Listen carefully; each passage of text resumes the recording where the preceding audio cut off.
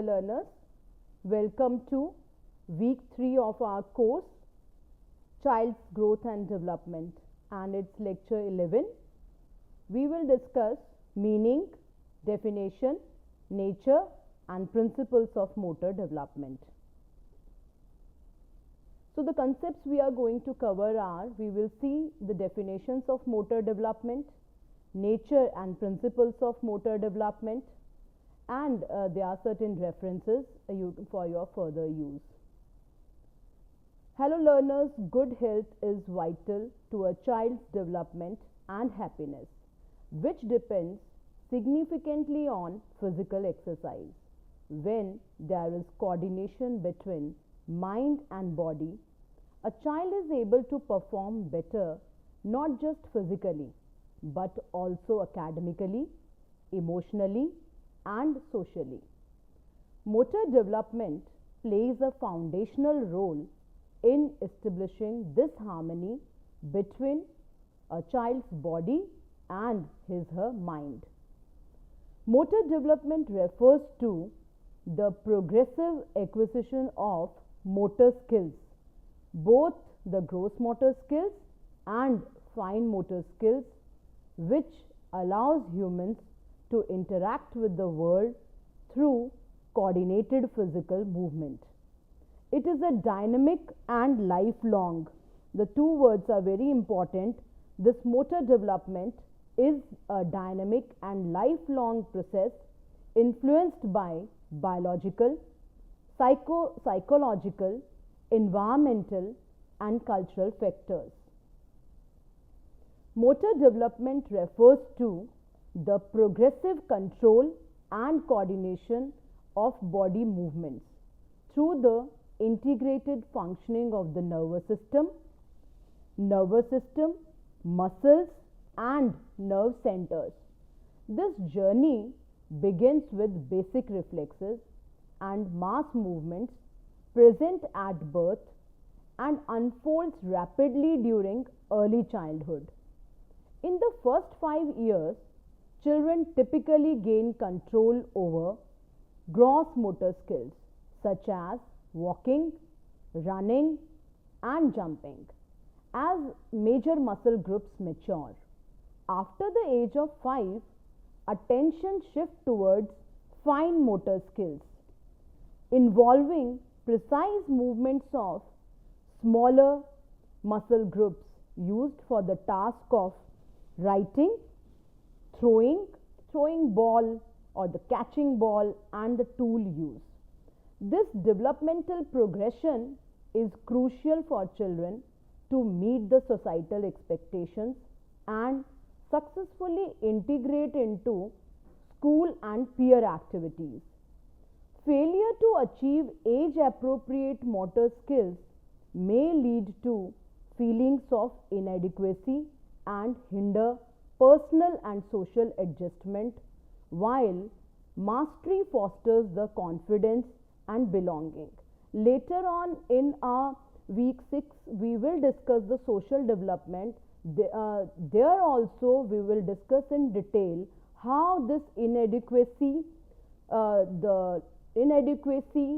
and hinder the personal development. If you are not good, if a child is not good in his/her motor skills and he is not skilled properly, he or she feel inadequate, and this will hamper his personality when he becomes adolescent and adult. Thus, motor development is not only a physical process but also a foundational aspect of emotional and social competence in childhood. The cognitive development viewpoint, influenced by Jean Piaget, suggests that motor actions are foundational to cognitive growth. And he says, intelligence begins not with words but with movements. Piaget asserted it, and it's very important also कि it's not only the movements but the words, the schemas and the concept which are important. Manipulating objects, reaching out to the object and locomotion helps infants form sensory motor schemas. In India's educational heritage, this embodiment of cognition is echoed by Swami Vivekananda's profound belief: the education which does not help the common mass of people to equip themselves for life is not education. His thought highlights that learning is not purely mental, it requires physical engagement with the world. Moreover, in the neuroscientific dimension, the link between motor activity and brain function, two things are important. It is not just mere physical development. These motor actions, motor activities and brain function, they are interrelated. So the link between motor activity and brain function is deeply intertwined. Research reveals that movement enhances neural connectivity, supporting executive functions and emotional regulation. Indian yogic practices have long acknowledged this connection, as stated in Hatha Yoga Pradipika: where the mind goes, the breath follows. Where the breath goes, mind is also.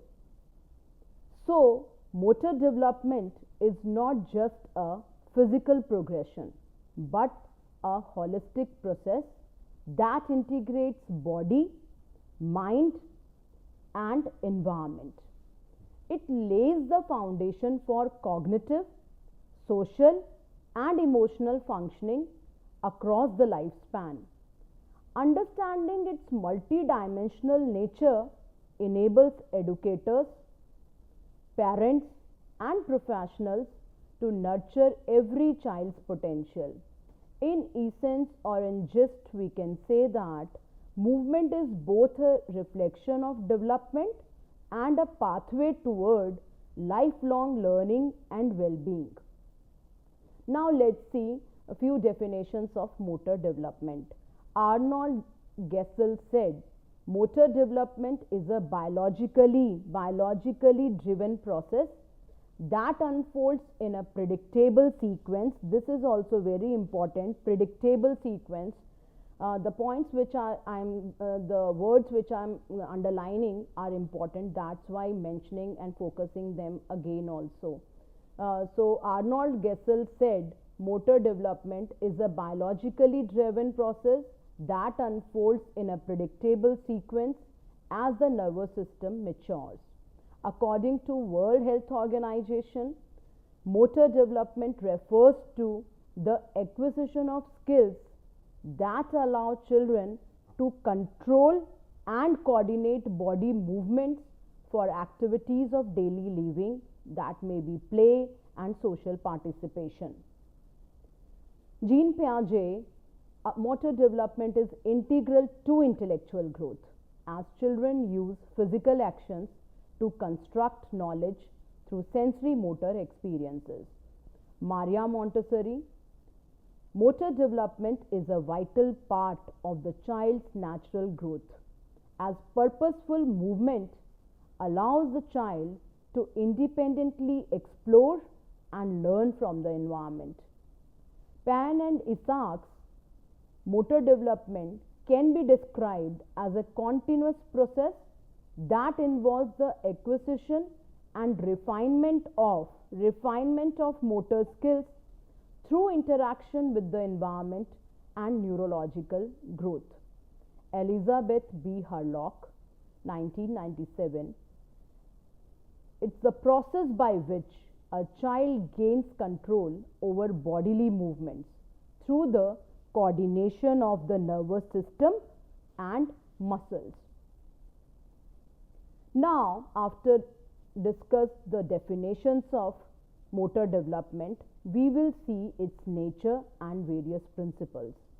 Motor development refers to the progressive changes in the control, coordination, and organization of voluntary bodily movement across the lifespan. It is a multifaceted phenomena, biological, psychological, social, and ecological, shaped by interactions among neural maturation, musculoskeletal growth, experience and culture. Now let's understand the nature and principles of motor development. The first principle is motor development is sequential process. A core feature is that motor development follows recognizable sequences. Infants typically move from reflexive actions to rudimentary voluntary movements, from head control to sitting, crawling, standing and walking, and later form from large muscle gross skills to the finer manipulative fine skills. These predictable from sitting to standing to running, these predictable progressions and link them to maturational processes in the nervous and musculoskeletal systems. However, while broad sequences are reliable across populations, the precise timing and expression of skills vary widely across individuals because of reasons like genetic differences, prenatal and perinatal events, and postnatal experience of the child. Thus, motor development is both orderly and individually variable. The second principle is motor development integrates sensory information. Motor skills improve as children learn to combine sensory inputs, visual, auditory, vestibular and tactile, to guide movements. This integration helps refine coordination as well as spatial awareness.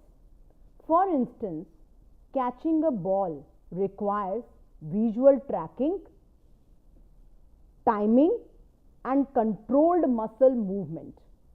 Sensory motor integration supports both everyday tasks and academic activities. Children with sensory processing difficulties often show delays in motor development. Third principle is interaction of maturation and experience.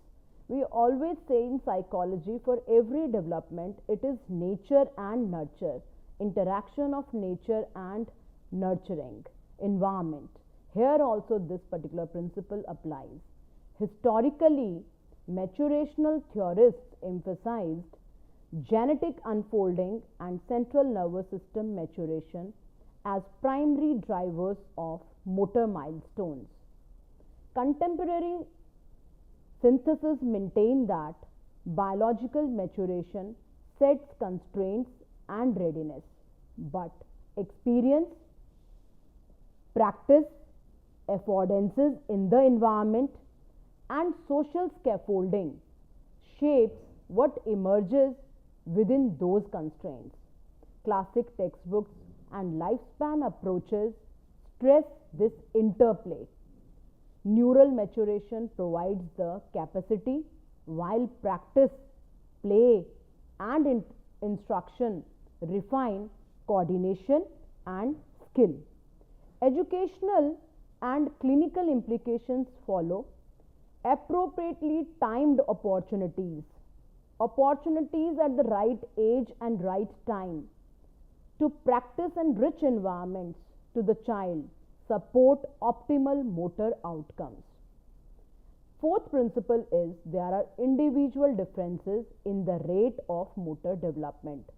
Although the general sequence is universal, as I explained in my earlier slides also, it is sitting without support, crawling, then standing, first with support, then without support, then walking and running.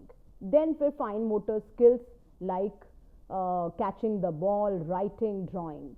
So although the general sequence is universal, children vary widely in the rate at which they achieve each stage due to biological, environmental, cultural and experiential factors. Some infants walk at 9 months, others at 15 months, yet both can be within the normal range. Some may walk at 8 months or 2 years.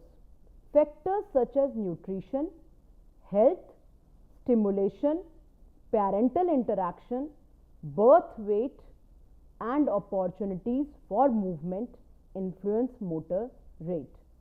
Infants with enriched movement environments achieve motor milestones earlier.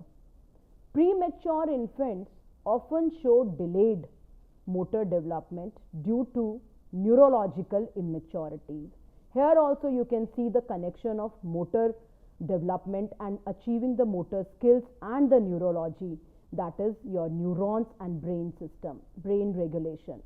For example, a child raised in a home with plenty of floor play opportunities often develops crawling and walking earlier. Fifth principle is motor development is dynamic and self-organizing. A pivotal conceptual advance in the field is the dynamical systems approach.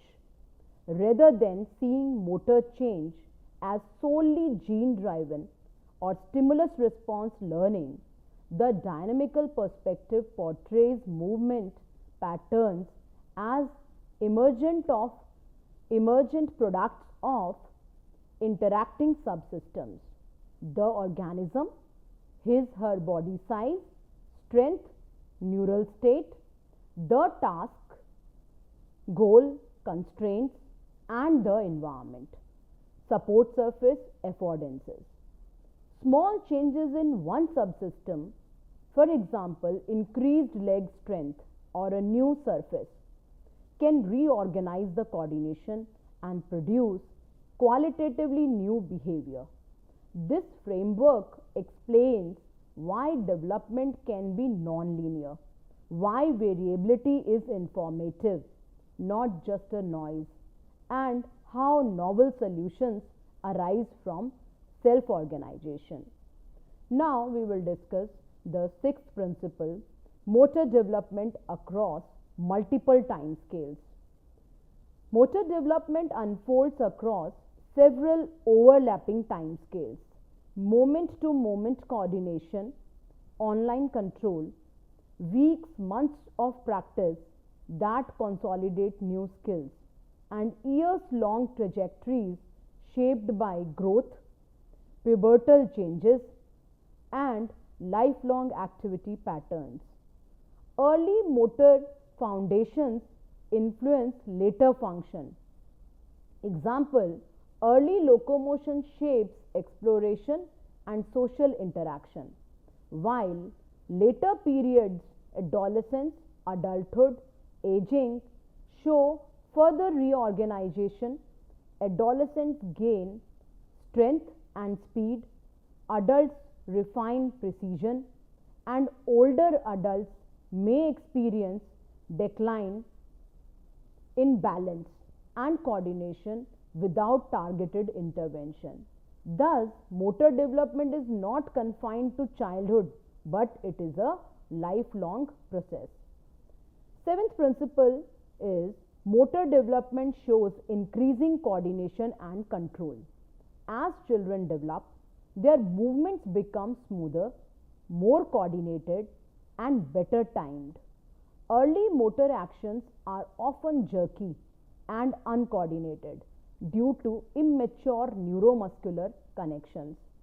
With practice and maturation, children learn to control movement, speed, direction, and force.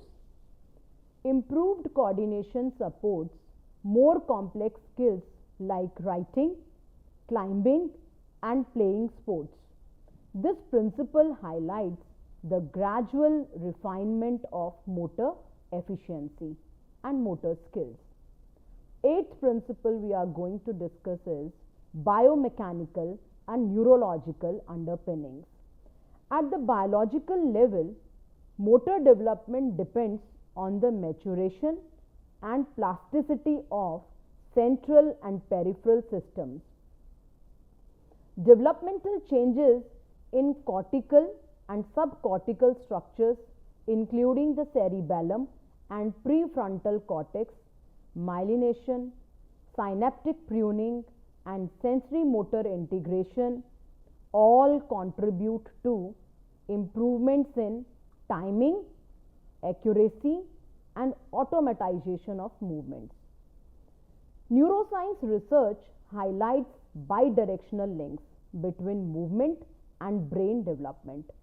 Motor activity promotes neural connectivity and executive functions, whereas neural maturation supports more complex motor planning. This brain-body reciprocity underscores why movement interventions can support cognition and emotional regulation.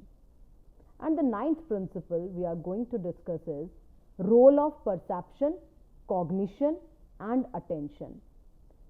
Motor acts are guided by perception and cognitive processes.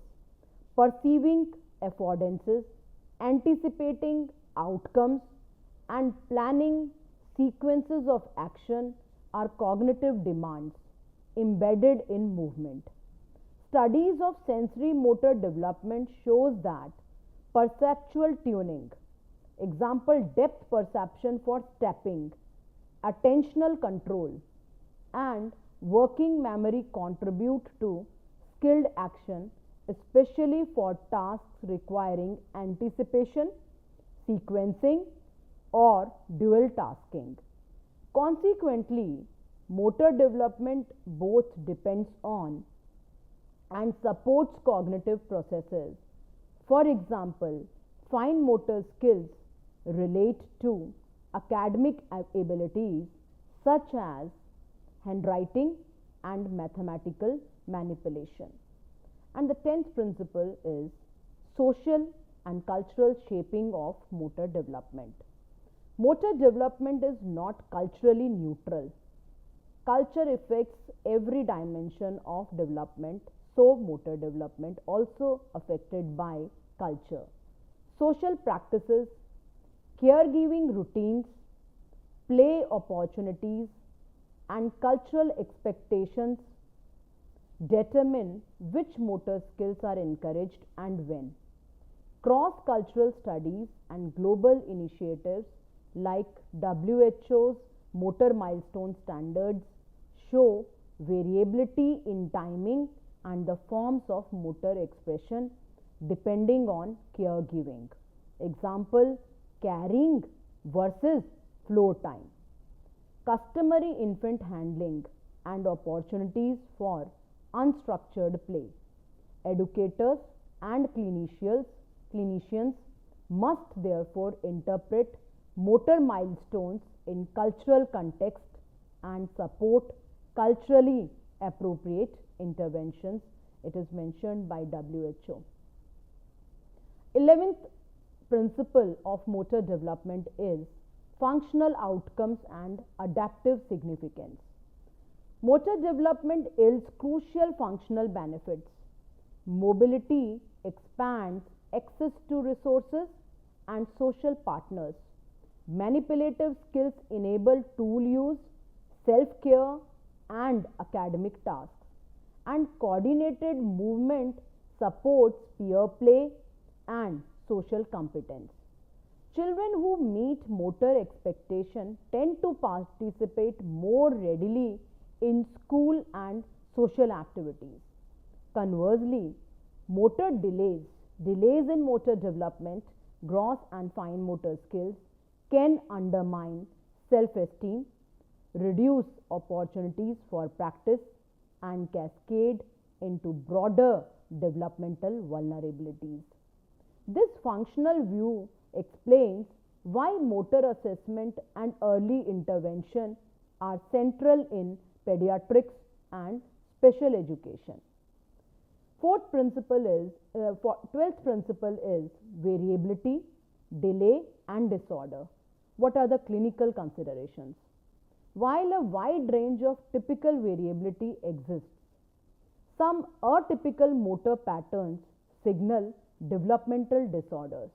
For example, cerebral palsy, developmental coordination disorder.